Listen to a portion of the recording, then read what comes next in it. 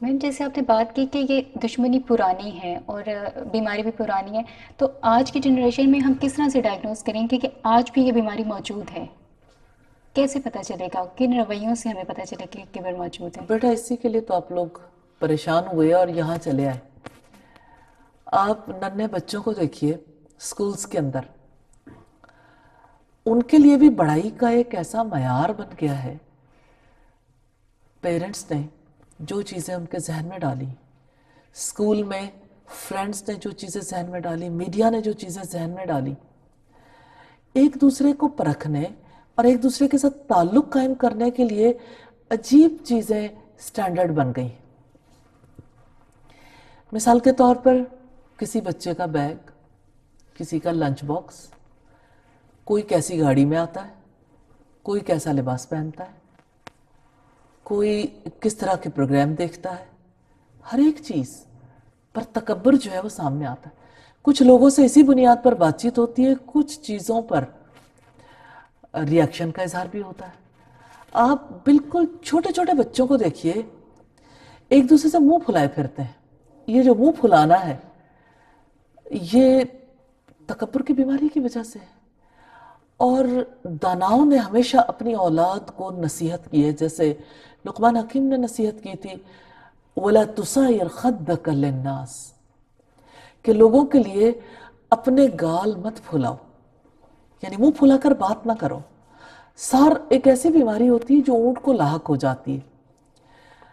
جب اونٹ کو یہ بیماری ہوتی تو اونٹ اپنی گردن ایک طرف کر لیتا ہے. اور اب دیکھیے انسانوں کے چھوٹے چھوٹے بچے کس طرح سے تکبر میں مبتلا ہو جاتے ہیں. اور اس میں ماں باپ ظاہر ہے کہ ذمہ دار ہیں، اساتذہ بھی ذمہ دار ہیں، سوسائٹی کے دیگر افراد بھی ذمہ دار ہیں. سب لوگ اسی بیماری کو ہوا دیتے ہیں اور یعنی اس کا احساس نہ کرتے ہوئے، اور بیماری بڑھتی چلی جاتی ہے. تو بیماری تو بچوں میں بھی نظر آتی ہے، بیماری بڑوں میں بھی نظر آتی ہے. اور بڑوں کی بیماری کو دیکھیے، آپ کہتے ہیں کیسے پہچانا جائے. مثال کے طور پر دیکھیے، جیسے آپ کسی کی چال کو دیکھتے ہیں، کوئی چل کے آپ کے سامنے سے گیا.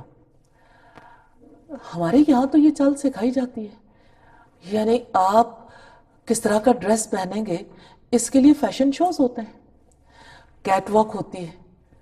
جیسی وہ خواتین چلتی ہیں اسی طرح کی چال کو ساری بچیاں اپنا لیتی ہیں.